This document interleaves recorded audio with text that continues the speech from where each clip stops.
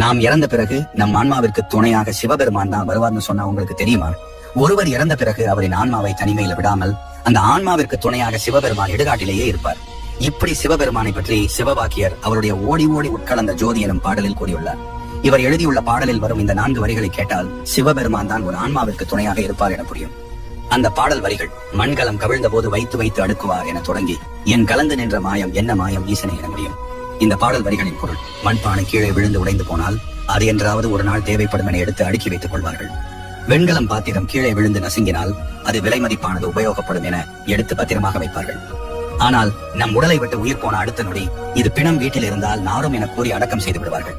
இப்படி எதற்குமே உதவாத இந்த உடல் இடுகாட்டில் தனியாக இருக்கும் போது அதன் மேல் நீ நின்று ஆடும் மாயம் என்ன மாயம் ஈசனே என்று சிவவாக்கியர் கூறியிருப்பார்.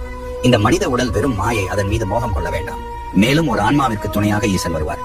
இதனால் தான் சிவபெருமான் இடுகாட்டிற்கு சொந்தக்காரர் என